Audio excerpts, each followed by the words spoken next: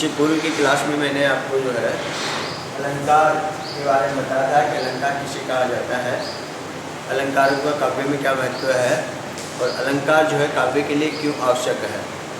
अभी वर्तमान में इस कक्षा में अपन जो है के भेद या प्रकार इस पर अपन जो है चर्चा करेंगे, अध्ययन करेंगे। मुख्य रूप से काव्य के पठन पाठन या श्रवण से जो आनंद प्राप्त होता है, यानी काव्य के पठन पाठन या श्रवण से, यानी श्रवण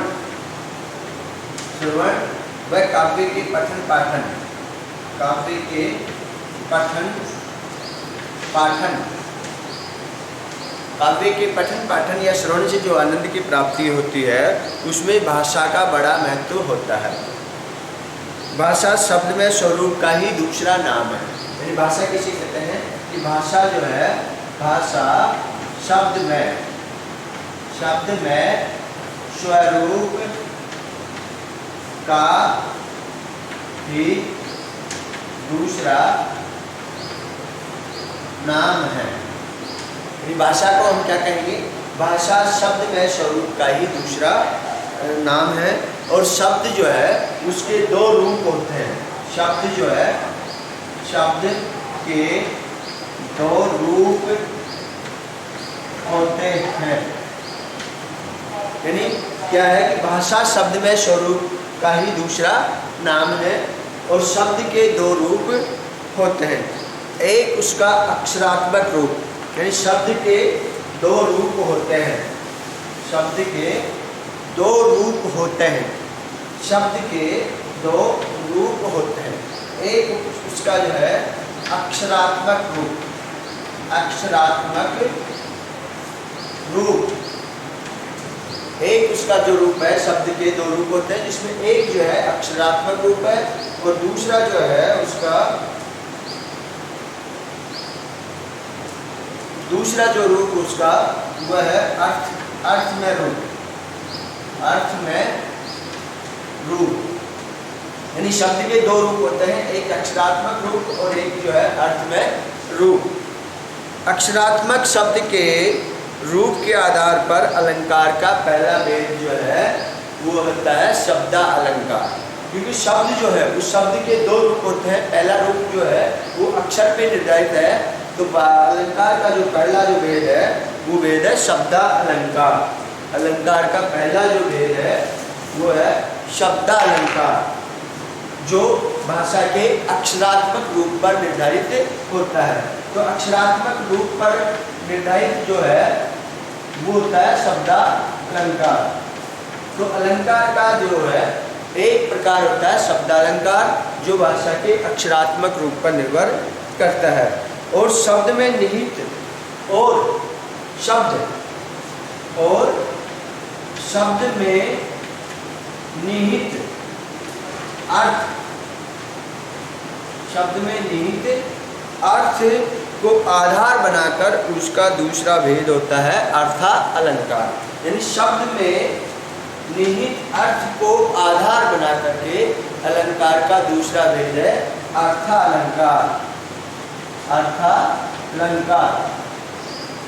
अर्थालंकार।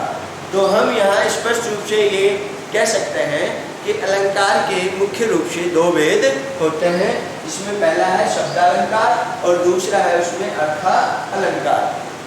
यानी अलंकार जो है पहले भेद में, शब्दालंकार में अलंकार जो है शब्द के अक्षर में निहित होता है, शब्द के अक्षर में निहित होता है। लेकिन अर्थालंकार में जो है शब्द का जो अर्थ है उस अर्थ में अलंकार निहित होता है। इसलिए मुख्य रूप से हम अलंकार के दो भेद मानते हैं, पहला शब्दालंकार और दूसरा अर्थालंकार। शब्द और अर्थ के मिले जुले आकार को लेकर कतिपय आचार्यों ने, अलंकारों ने कि तीसरे भेद उभयालंकार को भी मानते हैं, किंतु प्रमुख रूप से शब्दालंकार और अर्थालंकार को ही ये ही दो भेद होते हैं। अब यहाँ पे जो है शब्दालंकार,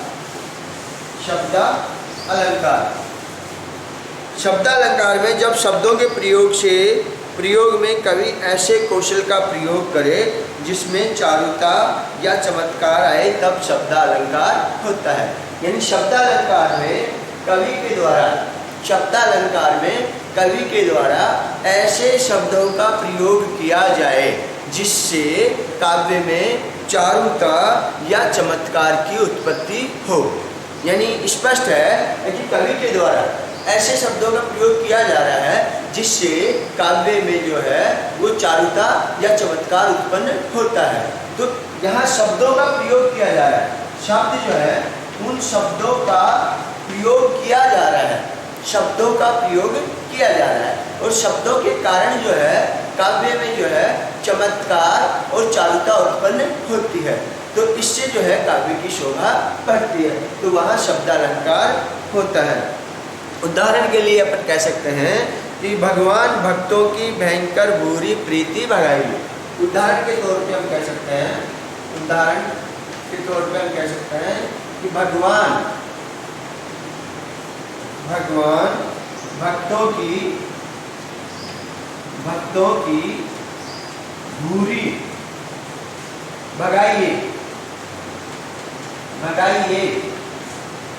भगवान भक्तों की बुरी भगाइए। यहाँ जो है भय जो वर्ण है, यहाँ भय जो वर्ण है, भय वर्ण, मैंने आपको पूर्व में अभी बताया था कि भाषा जो है वो भाषा जो है भाषा शब्द में स्वरूप का ही दूसरा नाम है, भाषा शब्द में स्वरूप का ही दूसरा नाम है। और शब्दों के जो है दो रूप होते हैं, एक अर्थ और एक उसका अक्षर। तो अक्षर ये जो है भय वर्ण जो है, इसमें भय वर्ण की बार बार आवृत्ति हो रही है, तो इससे जो है काव्य में एक चमत्कार की उत्पत्ति होती है। तो यहाँ जो है भय वर्ण का प्रयोग कई बार होने से एक चमत्कार की सृष्टि हुई है और यह चमत्कार शब्दगत होने से शब्दालंकार का उदाहरण है। अपन दूसरा उदाहरण भी यहाँ पे ले सकते हैं कि कनक कनकते शोगुनी मादकता अधिकार, कनक कनकते शोगुनी मादकता अधिकार, कनक कनकते शोगुनी, कनक कनकते शोगुनी, कनक कनक से शोभनी, कनक कनकते शोभनी मादकता अधिकार। तो यहाँ कनक शब्द दो बार अलग अलग अर्थों में प्रयुक्त होने से यमक शब्दालंकार है।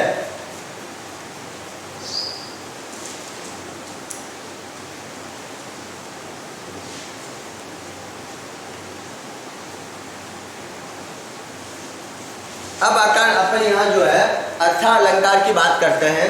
अर्थालंकार, अर्थालंकार दूसरा जो वेद है वह है अर्थालंकार। अर्थालंकार में शब्द जो है शब्द के अर्थ के अंदर अलंकार निहित होता है।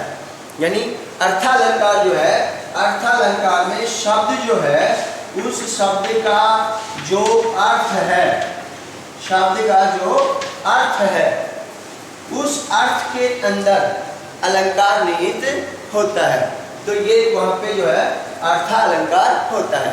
आपको यहाँ समझाने के लिए मैं आपको बताऊँ, स्पष्ट रूप से अंतर करने के लिए मैं बताऊँ, शब्दालंकार में अगर शब्द का दूसरा प्रयोग भी किया जाता है, उस शब्द की जगह उसका पर्यायवाची शब्द भी रख दिया जाता है। शब्दालंकार में शब्द की जगह अगर